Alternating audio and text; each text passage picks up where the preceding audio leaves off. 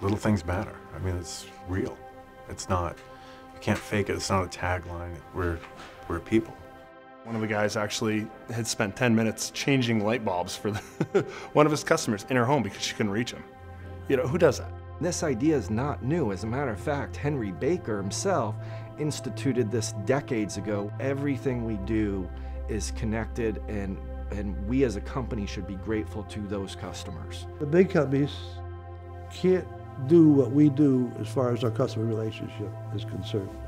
Crystal Rock, when I was young, was a 3-bay garage business, and we had a garage apartment above where the bottling was done, and my dad had a couple of trucks, and he'd go out all day and deliver water, and he'd come home, and then Gene Monty and him would bottle water till they had enough to make deliveries for the next day. My early memories about the business was getting thrown out of the bottling area whenever I could get over there to see what was going on and cause a nuisance, and I would get chased back out again. The whole family was talking business all the time, so they knew what it was all about. There was never going to be an obvious relationship with them to the rest of the employees that they got special treatment. Almost now they still don't get special treatment. Father was pretty adamant about us working our way up, and in fact my first job was nailing the old wooden crates back together that held the 5-gallon bottles back in the day.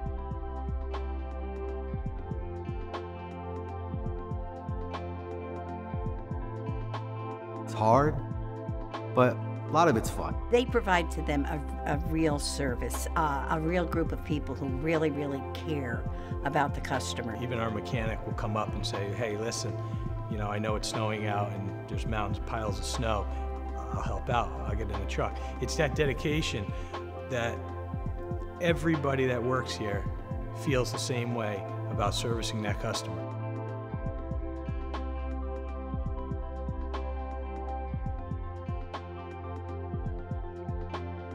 For years, we would really sell water on what's not in it because of how we purify it and how we distribute it, as opposed to how they can get water and other methods where they might not know exactly what's in the water.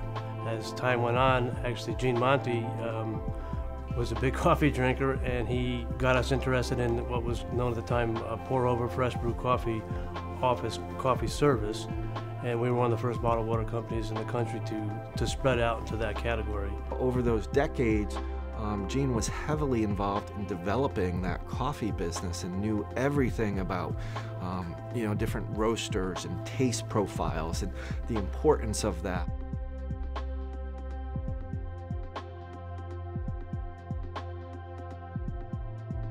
I did develop the rack loader, though I wasn't you know, on the line at those times. I did watch our guys you know, work hard all day long lifting bottles, and I had some ideas that I wanted to try, so we built one in the garage out back and put it in line, and it's been working ever since.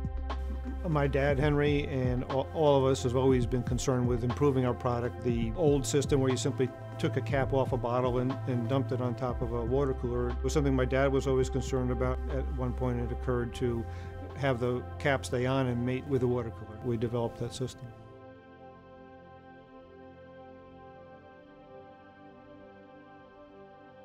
We knew we had outgrown our site in Stamford and had to make a move.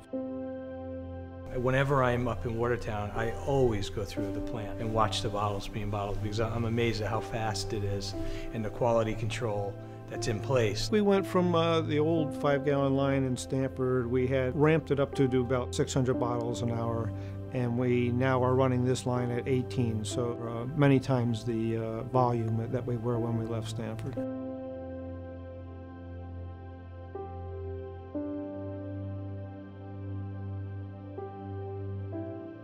Once the two companies came together, it was really a no-brainer, because we enjoyed a very similar outlook on how business should be run. Now we're part of a much larger company with 13 different locations, going from Boston to Buffalo, from Plattsburgh, New York, down to Stamford, Connecticut.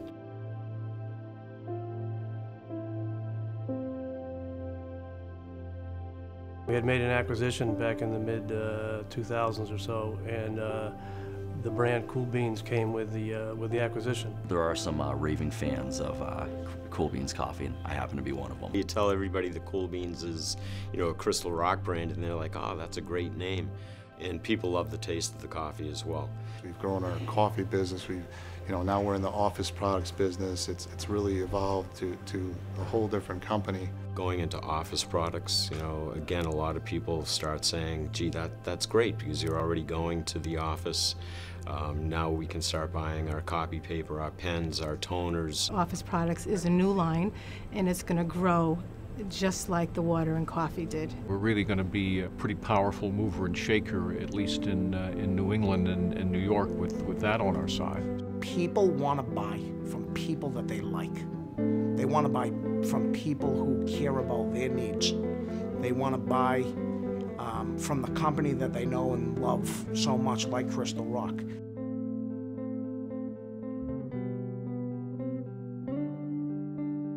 It makes me feel really proud to work for Crystal Rock, knowing that we give back to the community so much. People here at Crystal Rock really care, and the motto of Little Things Matter isn't just a motto. People really do care, they really do go the extra mile. Somewhere along the line there are some deep roots where employees, some principles were put in place where employees actually felt loved and were loved, and I think that doesn't make it just a job. I think for a lot of people it then becomes a family, and that's just not everywhere today.